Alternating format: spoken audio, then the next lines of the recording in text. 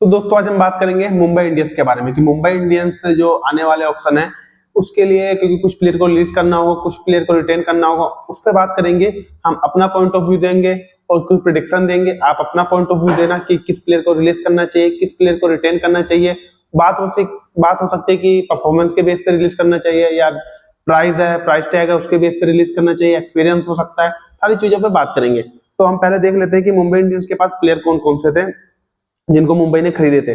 जैसे Trent Boult थे, नमन धीर थे, रॉबिन मिंज थे, करण शर्मा थे, रेयान रिकल्टन थे, दीपक चहर थे, अल्लाह गजनफर थे, बिल जैक्स थे, अश्वनी कुमार थे, Mitchell Santner, Reece Topley, Trijit Krishnan, Raj Angad Bawa, Satyanarayana Raju, Bevon Jacob, Arjun Tendulkar, Lizaad Williamson, Vignesh Puthur. फिर जो रिटेन किए गए प्लेयर थे, जसप्रीत बुमराह थे, सूर्य कुमार यादव थे, हार्दिक पांड्या थे, रोहित शर्मा थे, तिलक वर्मा थे। अब हम शुरू से, फिर कुछ प्लेयर भी बाद में आए थे, जैसे आए थे हमारे वो चरित श्रीलंका आए थे, श्रीलंका के। फिर आए थे जॉनी बेरस्टो आए थे, जो इनकी टीम का हिस्सा बाद में थे। तो इस पर हम बात करेंगे किसको रिलीज करना चाहिए, किसको रिटेन करना चाहिए। पहला नाम आता है ट्रेंट बोल्ट का। ट्रेंट बोल्ट को 12.5 करोड़ में इन्होंने खरीदा था, मतलब मुंबई वालों ने। तो ट्रेंट बोल्ट पे तो कोई सवाल जवाब पैदा ही नहीं होते, क्योंकि ट्रेंट बोल्ट एक ऐसे प्लेयर है जो कहीं से भी मैच को लेके जा सकते हैं। आप उनसे शुरू में बॉलिंग करो, अगर आप उनसे पावर प्ले में बॉलिंग करवा रहे हैं, नई बॉल से बॉल करवा रहे हैं, तो 100% आपको विकेट निकाल कर देंगे। मिडिल ऑर्डर में भी अच्छी बॉलिंग कराते हैं, लास्ट में आके भी अच्छी बॉलिंग कराते हैं। तो ट्रेंट बोल्ट का कोई मतलब इन पे तो कोई सवाल जवाब उठ ही नहीं सकता है, क्योंकि जो उनकी परफॉर्मेंस थी 2025 में, इनकी परफॉर्मेंस मैं आपको बता देता हूँ। 16 मैच इन्होंने खेले थे, 22 विकेट लिए थे। जो इनकी इकोनॉमी थी 8.97 की थी, जो कि जिस हिसाब से आईपीएल में विकेटें चल रही है, फ्लैट विकेट मिल रही है, तो ये 8.9 की इकोनॉमी एक बॉलर के लिए अच्छी होती है, क्योंकि ये डेथ ओवर में भी बॉलिंग करा सकते हैं। तो अब बात करते हैं उसके बाद नमन धीर की। इनका जो 5.25 करोड़ में इन्हें खरीदा गया था, जो कि इनके लिए वर्थ इट है। इनका जो स्ट्राइक रेट रहता है काफी हाई रहता है। जो इनका पिछले साल का स्ट्राइक रेट था नमन धीर का 180 था। ओवरऑल स्ट्राइक रेट इनका 180 है। 180 स्ट्राइक रेट किसी भी प्लेयर के लिए कम नहीं होता है, क्योंकि ये जो बैटिंग करने आते हैं, नीचे खेलने आते हैं, तो वहां पे चाहिए होती है आपको हाई स्ट्राइक रेट। तो इनका 180 स्ट्राइक रेट है, इसलिए इन्हें बिल्कुल ही रिटेन कर लेना चाहिए। अब बात आती है नीचे से रॉबिन मिंज की।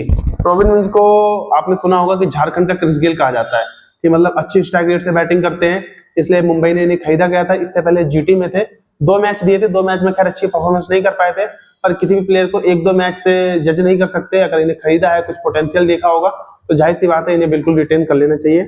बात आती है करण शर्मा की। करण शर्मा को इन्होंने 50 लाख पर बेस प्राइस में खरीदा गया था। 50 लाख करण शर्मा के लिए कोई ज्यादा नहीं। इंडियन अच्छे स्पिनर है, इन्हें लकी चार्म भी कहा जाता है, क्योंकि 5 ट्रॉफी जीत चुके हैं। जिस टीम के साथ भी रहते हैं ट्रॉफी जीतते हैं। तो हो सकता है कि इन्हें करण शर्मा को एमआई रिलीज ना करे। मेरा भी पॉइंट ऑफ व्यू कि इन्हें रिटेन कर लेना चाहिए। अब उसके बाद बात आती है रेयान रिकल्टन की। 1 करोड़ इन्हें बेस प्राइस में खरीदा गया था। अच्छे लेफ्ट हैंड ओपनर है, पावर प्ले में अच्छी बैटिंग करते हैं, अच्छा स्ट्राइक रेट है, साउथ अफ्रीका के अच्छे प्लेयर हैं।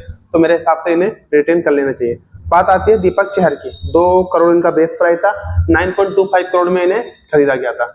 पर मेरे हिसाब से जो पॉइंट ऑफ व्यू रहता है, ये चेन्नई के लिए तो अच्छा परफॉर्मेंस था इनका, पर ये थोड़े इंजर्ड प्लेयर है, मतलब ज्यादा इंजर्ड रहते हैं।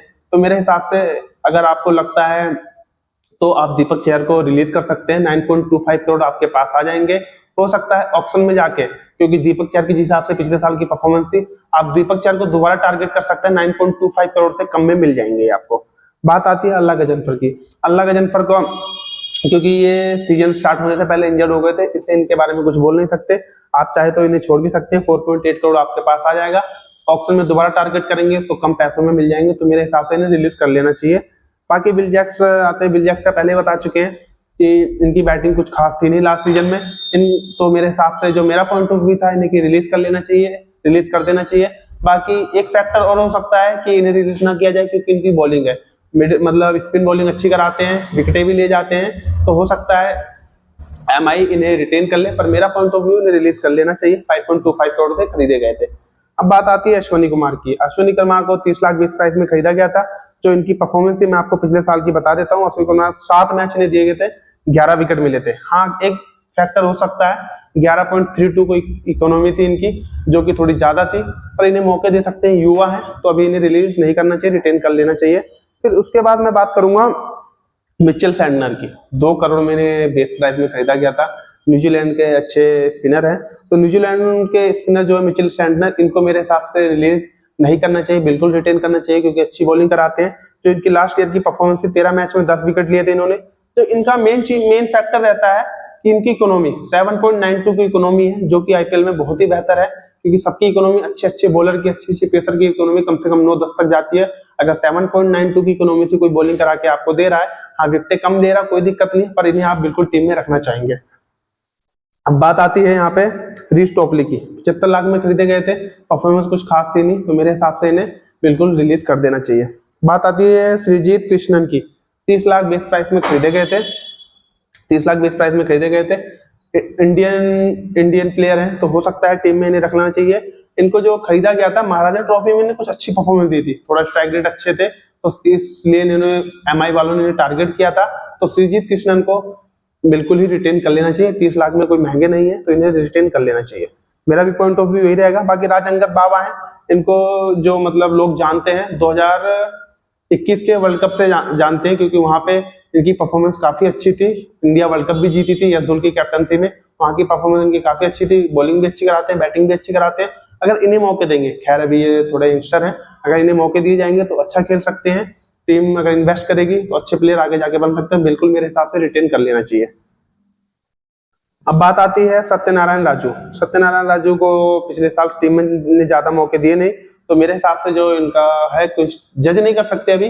अगर मौके देंगे तो अच्छा आगे कर सकते हैं, पर इन्हें बिल्कुल रिटेन कर लेना चाहिए क्योंकि जो इनका प्राइस है मात्र आपको 30 लाख रुपए है। 30 लाख में इंडियन प्लेयर मिल रहे हैं, क्योंकि अगर आपने टारगेट किया है, खरीदा है, तो कुछ सोच समझ के खरीदा होगा। इन्हें मौके दो, उसके बाद जज कर सकते हैं। बेवन जैकब, ये न्यूजीलैंड के साथ प्लेयर हैं।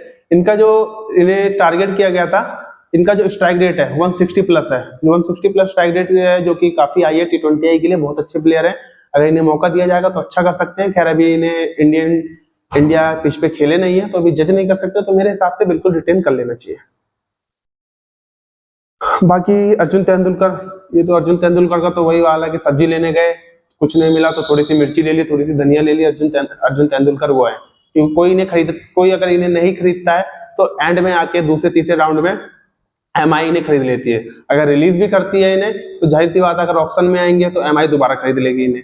तो कोई इनमें मेरे हिसाब से इनको रिटेन कर लेना चाहिए, क्योंकि खरीदना आपको है ही, तो रिटेन कर लो, सीधी सी बात है। 30 लाख में मिले ही आपको। बाकी बात आती है लिजार्ड विलियम्स की। ये भी मेरे हिसाब से इंजर्ड हो गए थे बीच उसमें, इन्हें मौके ज्यादा मिले नहीं। 75 लाख में इन्हें आपने खरीदा था, 75 लाख में अगर खरीदा है तो ज्यादा महंगे नहीं है, तो मेरे हिसाब से इन्हें रिटेन कर लेना चाहिए। तो बात आती है विग्नेश पुथुर को। विग्नेश पुथुर को एमआई ने 30 लाख में खरीदा था। इनको मौके भी मिले थे। इनको जो एमआई ने खेलने को दिए थे, इन्हें 5 मैच दिए थे जिसमें 6 विकेट लिए थे। पहला मैच जो इन्होंने डेब्यू किया था उसमें 3 के करीब विकेट लिए थे, अच्छी इकोनॉमी से बॉलिंग कराई थी।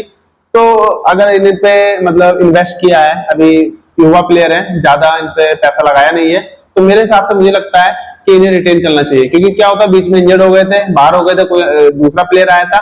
तो मेरा पॉइंट ऑफ व्यू है, युवा प्लेयर है, अच्छे प्लेयर है, अच्छी स्पिन कराते हैं इन पे, तो मेरे हिसाब से रिटेन कर लेना चाहिए। और हाँ, मेरे को ऐसा भी लगता है कि एमआई रिटेन भी करेगी। अब फिर बात आती है जो प्लेयर थे जिन्हें एमआई ने पहले से रिटेन किया था, जिसमें से पहला नाम आता जसप्रीत बुमराह का। 18 करोड़ में रिटेन किया था जसप्रीत बुमराह का। तो उनके बारे में मैं कुछ बोल ही नहीं सकता, मैं क्या कोई भी बोल नहीं सकता है। उन्हें रिलीज करने का तो कोई सवाल ही नहीं पैदा होता। 101% रिटेन करना चाहिए, क्योंकि बुमराह जैसे बॉलर है, उनसे शुरू में ओवर करवा लो, आपको विकेट निकाल के देंगे। आपकी टीम संकट में है, आपको विकेट नहीं मिल रहा है, मिडिल में ओवर करा के दो, वहां पे बुमराह विकेट निकाल के देंगे। आप इनसे डेथ ओवर में बॉलिंग कराओ, वहां पे आपको विकेट निकाल के देंगे अच्छी इकोनॉमी के साथ। इनकी जो इकोनॉमी है 6-7 के आसपास ही घूमती रहती है। आईपीएल जैसे जिसमें पाटा विकेट मिलती है, 7 से ज्यादा इनकी इकोनॉमी जाती नहीं है। तो मेरे हिसाब से बुमराह जैसा प्लेयर इस टाइम, बुमराह जैसा बॉलर कोई भी नहीं है। T20 हो, टेस्ट हो, ओडीआई हो, मेरा पॉइंट ऑफ व्यू होगा कि बुमराह को कभी भी कोई भी टीम रिलीज नहीं कर सकती। अगर बाई चांस एमआई बुमराह को रिलीज कर देती है, सबको पता है ऑक्शन में जाएंगे कितने महंगे जा सकते हैं। हो सकता है कि आईपीएल हिस्ट्री में सबसे महंगे प्लेयर जाएं। तो मेरा जो पॉइंट ऑफ व्यू होगा, बुमराह को कभी भी रिलीज नहीं करना चाहिए, 101% रिटेन करना चाहिए। बात आती है सूर्य कुमार यादव की। 16.35 करोड़ में खरीदे गए थे ये, है ना। तो सूर्य कुमार यादव की भी कोई इन पे बात करने लायक है नहीं, क्योंकि इनका जो आपको पता है लास्ट टाइम इनकी परफॉर्मेंस कितनी खतरनाक थी। ये 3-4 नंबर पे खेलते हैं, जिस पोजीशन में भी खेलेंगे आपको अच्छी फिनिश करके देंगे, अच्छी बैटिंग करके देंगे। स्ट्राइक रेट हमेशा हाई रहता है, फील्डर 1 नंबर के, तो सूर्य कुमार पे बात करने के लायक कोई है नहीं, क्योंकि टीम इंडिया के इस टाइम T20I के कैप्टन भी हैं, एशिया कप जिताया है अभी। हाँ इस टाइम थोड़ी फॉर्म खराब चल रही है, पर कोई दिक्कत वाली बात नहीं, ऐसे प्लेयर हैं कभी भी कमबैक कर सकते हैं। तो मेरे हिसाब से सूर्य कुमार को 100% रिटेन करना चाहिए। बात आती है हार्दिक पांड्या की, कुंफू पांड्या। भाई हार्दिक पांड्या को 16.35 करोड़ में खरीदा गया था, ये आपको दिखाया गया था, लेकिन वो सबको पता है कि जब से हार्दिक पांड्या एमआई में आए हैं तो ये ऐसे तो आए नहीं होंगे, क्योंकि जीटी के कैप्टन थे, वहां से कैप्टन से छोड़ के यहाँ आए हैं, तो ये जितना दिखाया जा रहा है उतने प्राइस में तो नहीं आए होंगे। हार्दिक पांड्या की बात रही, इनका तो जो ऑरा है आप सब जानते हो, सोशल मीडिया पे देखते होंगे, इनकी परफॉर्मेंस देख लो, इनकी सारी चीजें कुछ भी देख लो आप। हार्दिक पांड्या एक ऐसे प्लेयर हैं जो कहीं से भी मैच को कहीं तक ले जा सकते हैं, हमेशा आपको कहीं से भी मैच को जिता सकते हैं। आपको एक ओवर में 10 रन चाहिए, 15 रन चाहिए, 20 रन चाहिए, हार्दिक पांड्या अगर खड़े हैं तो मैच आपके लिए खत्म नहीं हुआ, आप वहां से भी मैच जीत सकते हैं। बॉलिंग ऐसी कराते हैं, 100% अपना देते हैं, फील्डर एक नंबर के, तो हार्दिक पांड्या को रिलीज करने का तो कोई सवाल पैदा होता नहीं है, कैप्टन भी है एमआई के। बात आती है तिलक वर्मा की। तिलक वर्मा का इस टाइम तो इंट्रोडक्शन देने की मुझे जरूरत नहीं है, क्योंकि जो क्रिकेट देखते हैं, जिन्होंने एशिया कप देखा होगा, उनकी जो पोटेंशियल है सबने देख लिया होगा कि क्या टैलेंट है, क्योंकि जहां से इन्होंने इंडिया को मैच जिताया है, लास्ट तक मैच ले गए, वहां से फिनिश किया सब। मतलब उस टाइम तो एशिया कप का जो मैच था विराट कोहली बने हुए थे, विराट कोहली वाली वाइब आ रही थी इनसे, तो जाहिर सी बात है एमआई ने इन पे इन्वेस्ट किया, 3-4 साल से लगातार इन पर काम कर रही है, 8 करोड़ में इन्हें रिटेन किया था, तो 101% है कि तिलक वर्मा, मेरा पॉइंट ऑफ व्यू कि 101% रिटेन होंगे और एमआई भी कभी भी रिलीज नहीं करेगी। रोहित शर्मा की, रोहित गुरुनाथ शर्मा, आपको भी पता है रोहित शर्मा इस टाइम एमआई के कैप्टन नहीं है, 5 ट्रॉफी जिता चुके हैं एमआई को। रोहित को रिलीज करने के बारे में कोई भी टीम सोच भी नहीं सकती, क्योंकि one of the best T20I batter है, इनको कभी भी टीम कोई भी रिलीज नहीं करेगी। गलती से इनको कोई टीम रिलीज करने की सोच भी लेती है, ये अगर ऑप्शन में जाते हैं, आपको भी पता है इनकी वैल्यू क्या होगी, इनकी जो बोली लगेगी आप सोच भी नहीं सकते कि कितने महंगे जा सकते हैं। रोहित को, मतलब रोहित के बारे में मैं तो कुछ बोल ही नहीं सकता, इंट्रोडक्शन देने की मुझे जरूरत ही नहीं है, और एमआई भी कभी भी नहीं सोचेगी कि रोहित को रिलीज करने की, या कभी भी कोई भी टीम नहीं सोचेगी कि रोहित शर्मा को अपनी टीम से रिलीज करे, क्योंकि ये कि ऐसे ओपनर है, इनसे बढ़िया ओपनर कोई मिल ही नहीं सकता है। बाकी आज की वीडियो यही खत्म करते हैं, मिलते हैं अगली वीडियो में।